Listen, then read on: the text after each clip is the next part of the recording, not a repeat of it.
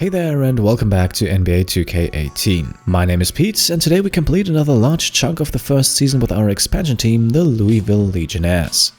12 games into the season, we are still without a single victory, but we have a game against the New York Knicks coming up who will likely play without Kristaps Porzingis, so we might have a chance to secure our first win tonight. For the Knicks, by the way, Joakim Noah also out with an injury, while Carmelo Anthony is still on the team, as I'm using a roster from a few days before his move to OKC was made. At halftime, the game's still incredibly close. In the first quarter, we actually had a pretty decently sized lead, but the Knicks came back and so we went into halftime only 2 points ahead of them. On our side, that first half belonged mostly to Juan Hernangomez, who had 12 points, 6 rebounds and 1 assist in 19 minutes. The second half was a different story then, and in large parts it was the one of Bryce Johnson. In quarters number 3 and 4 he only played 12 minutes, but those were good enough for 14 points, 2 rebounds, 1 assist and the block to go along with a very efficient 70% shooting performance. And so in the end we finally broke the losing streak. After a dominant second half, the Legionnaires beat the Knicks by 30 points, 106-76. And despite the performances of Hernangomez and Johnson, the player of the game without a doubt Mo Harkless. Not only did Harkless score 14 points and grabbed 8 rebounds, but he absolutely destroyed Carmelo Anthony on defense. Now Anthony did score 22 points, although 7 of those came from the free throw line, but he shot an abysmal 7 of 24, so not even 30% from the field, and the credit for that can be in large parts given to Mo Harkless. Other noticeable performances: 14 points by Josh Richardson, 12 points by Rashad Vaughn, who did not miss a single shot attempt, and who also added 2 rebounds, 3 assists and 2 blocks in 20 minutes. Deontay Davis, as usual, strong on the boards with 12 rebounds, didn't get the double-double today, but then again he didn't really need to. So we finally got our first victory, and the next game is against the Dallas Mavericks, who do have a 9-3 record, but on paper they're not really that strong of a team. So let's see if we can add victory number 2. Well, it was a close one, but in the end the Mavericks came out on top. They had 6 guys who scored in double figures, led by Dirk Nowitzki with 22 points, and an outstanding performance by rookie Dennis Smith, who had 21 points, 6 rebounds, 5 assists and 3 steals. For us, the point guards were actually the ones leading the team in scoring today, Tyler Ulis and Yogi Ferrell both with 17 points. Once again, Hernangomez and Johnson with solid scoring performances as well, 15 for Hernangomez, 14 for Johnson, and both of them were also able to grab 7 rebounds. So sadly no back-to-back wins for us, but the next game could once again be close as we continue to play against one of the weaker teams in the league in the Chicago Bulls. Now we already had a matchup against the Bulls and we lost that one quite comfortably by 17 points, but maybe with the last 2 games not looking all that bad, we might be able to force a different result this time. And yes, that was absolutely the case. I didn't even have to play this one. We completely demolished the Bulls and came away with a 33-point victory. Harkless and Ulis, our leading scorers, with 26 and 23 points respectively, both of them shooting an incredibly efficient 10 of 13 from the field. Rashad Vaughn and Bryce Johnson once again despite limited minutes with good performances as well, while 3 more guys were also able to score in double digits in Richardson, Davis and Bertans. So we celebrate our second victory, and the next game will be against the Orlando Magic, once again not necessarily one of the strongest teams in the East. Before we get to that, however, we can send out our scout for the first time. He will go out, scout I believe up to 8 guys from the current draft class, and those trips will bring us a bit closer to the full picture of those players' skill sets. And for this first trip we will pick the prospects ourselves, as I have a very specific strategy in mind. Now, despite the recent performances, I think it's quite likely that we will end up with a rather bad record, which in turn should guarantee us a relatively high draft pick. We might not go first overall, but I believe a top 5 pick is very much realistic. And for that reason, for these first few trips we will focus heavily on the best prospects available. By the way, you can see that percentage number behind the player's position. That is the percentage to which we have scouted this player already. Right now, we are only able to see a player's grades in certain areas, so let's say an A or a B for outside shooting for example, but once that number has gone up to 100%, which I believe takes 2 or 3 trips from our scout, then we can see all the individual ratings. Now, depending on the scout, those ratings do not necessarily have to be perfectly accurate, but the better the scout, the closer those ratings will be to their actual values. So let's send out our scout and continue with our game against the Magic. And that would be the first time we win back-to-back games. The end result a bit closer than the game against the Bulls, but in the end, the win is all that counts. This time our point guards leading the charge again, Yogi Ferrell with 20 points, also adding 7 assists, while Tyler Ulis scored 16. And once again, coming off the bench, Rashad Vaughn and Bryce Johnson among the top scorers. They are certainly establishing themselves as candidates for more playing time.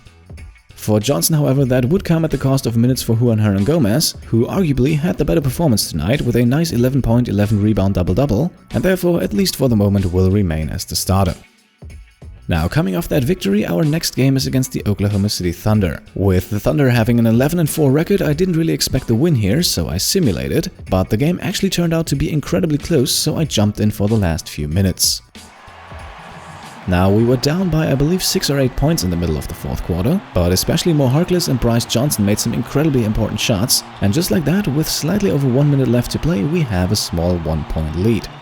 Now, both teams would score 2 points on the next possessions, and the ball got back into my hands with about 32 seconds left. Now, I failed to hit the shot with Josh Richardson, but this guy right here saved my ass, Deontay Davis grabbing the offensive rebound with 13 seconds left and getting fouled immediately. And he made the first free throw, putting us up by 2 points, but then failed this one. So, the Thunder called a timeout, and with 13 seconds left, it's time for some late-game heroics. Now Westbrook getting a good screen from Robertson here, but Ulis fighting over it to stay ahead of Westbrook, who then passes it back to Robertson, who gives the ball down low to Paul George. And going up against our best on-ball defender, that was actually one of the best possible outcomes, and so George has to settle on a contested fadeaway from the post, which clanks off the rim and gives us our 3rd straight victory. And this guy right here not only responsible for some good defense, but also our leading scorer with 15 points. Mo Harkless stepped up in crunch time when it counted the most, and he played a large part in what can safely be called an upset victory. In the end though, the win definitely a team effort, because in total 7 guys scored in double figures, led by the aforementioned Mo Harkless and Bryce Johnson, but Hernan-Gomez had 14, Ulis had 13, Richardson scored 11, and both Deontay Davis and Yogi Ferrell added 10 points each. Let's quickly go through the next couple of games. What followed was a rather decisive loss against the Cavaliers, who beat us by 18 behind 24 points and 17 rebounds from Kevin Love, and a rather interesting stat line from LeBron James. Our best performers, Josh Richardson with 16, Bryce Johnson with 12 and 7, and Deontay Davis with 11 points, 9 rebounds and 2 blocks. Against Portland, then a close 5-point victory, led by a breakout performance from Davis Bertans. 23 points, 6 of 7 from the field, a perfect 8 of 8 from the free throw line, and all that in just 18 minutes. Deontay Davis once again flirting with the double-double with 16 points and 9 rebounds, as Ulis and Richardson both add 14 in this win. Then a 3-day break before playing the Clippers next. Enough time to get some rest, however in the end we still came up short. Blake Griffin had his way in this one, scoring 42 points and grabbing 12 rebounds, leading his team to a 10-point victory at home. On our side, Ulis and Harkless the leading scorers with 18 points each, but Deontay Davis also with a noteworthy performance, 15 points, 7 rebounds and 4 blocks. That is the kind of defensive performance I like to see from him, even though in this one it didn't make that much of a difference. 3 more games until we have wrapped up the month of November, so let's see what the Milwaukee Bucks have to offer. Incredibly close game in Milwaukee, but in the end the Bucks beat us by 6 after a very strong third quarter, and Jabari Parker their leading scorer with 23, but 7 of their guys in double figures, so this one definitely a team effort by the Bucks. For us, Deontay Davis the leading scorer with 18 points, a bit short on the rebounds this time, but he added 2 blocks, and he also had 2 steals, so definitely a nice defensive showing from him. Yogi Ferrell with 16 points and 7 assists, another solid performance, and Bryce Johnson once again making his name heard with 14 points and 7 rebounds in just 21 minutes of action. Against the Houston Rockets then, our largest defeat in franchise history, the Legionnaires go down in Houston with a 41-point deficit. James Harden, without a doubt the man of the match, 38 points, 10 rebounds, 11 assists and 4 steals, and the fact that he went to the free throw line 17 times certainly also helped. For us, apart from 18 points and 4 assists for Tyler Ulis, nobody really sticking out. Maybe we could briefly mention Cheick Diallo, who barely missed a double-double tonight, and ended up with 9 points, 9 rebounds and 2 blocks in only 19 minutes of game time. So, last game of this episode against the reigning champions, the Golden State Warriors, and well, what else did you expect? The Warriors beat us comfortably despite playing on the road. Klay Thompson with a smooth 48 points, including 11 3-pointers, that in itself probably already enough to secure the win. For us, the leading scorer was Josh Richardson with 23 points, including 5 3-pointers, followed by Tyler Ulis' 18 and Mo Harkless' 15, and Harkless with 4 steals and 1 block, also very solid on the defensive end. And with that, the month of November is complete. Let's quickly jump ahead to the next game, but let's not play that yet. First of all, we can once again assign our scout the same players for his next trip, and so in a few days we should have those guys already fully scouted, and that allows us then to have a closer look at who we might want to draft. Right here we also get our first trade to approve. The Charlotte Hornets want to trade Marvin Williams to the Timberwolves in exchange for Bjelica and Aldridge. And I think I'll have to decline this one. If we have a look at Williams' contract here, next season he will be paid $14 million, and the season after that he will very likely accept his player option for $15 million. At the same time, the Timberwolves will very likely want to sign Andre Wiggins to an extension next season, and they currently only have $27 million in cap space to do that. And both the contracts for Bjelica and Aldridge could be off the books at that point. However, if we were to add Marvin Williams' $14 million salary on top of that, the Timberwolves' cap space remains at a measly $13 million next season, and they would have no other chance but to go over the cap space to re-sign Wiggins. Considering the fact that Wiggins is not the only expiring contract on the roster, I would have to think the Timberwolves say no in this scenario. And so, we do the same. Now, with the month of November over, let's have a quick look around the league. First of all, LeBron James and James Harden won Player of the Month for November, while the Rookies of the Month were rather unsurprisingly Markelle Fultz and Lonzo Ball. The season standings in the Western Conference, the Warriors ahead of the rest with an incredible 20-2 record, followed rather unsurprisingly by the Rockets, Thunder and Spurs. The Las Vegas Aces, the second expansion team, only in second to last place, their 9-16 record good enough to stay ahead of the Phoenix Suns. In the East, Cleveland on top, followed by Toronto, Washington and Philadelphia, and if you're looking for Boston now, you have to scroll down to the very end. Only our somewhat abysmal 5-18 record is keeping the Celtics from being dead last in the conference. I honestly have no idea how Boston ended up here with 4 80+ players in the starting lineup, but that's 2K's simulation engine for you.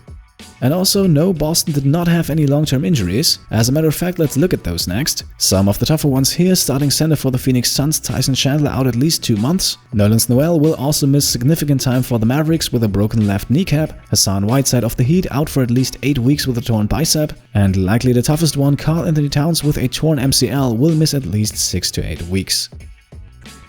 One quick look at the league leaders as well. Steph Curry leading the league in scoring with an incredible 33.4 points per game. He is followed by DeRozan and Harden, who are both also averaging above 30 points per game, with Damian Lillard possibly cracking that mark sooner or later as well. The best scorers from our team rank at positions 98 and 101 respectively, Tyler Ulis and Mo Harkless both averaging an outstanding 12 points per game.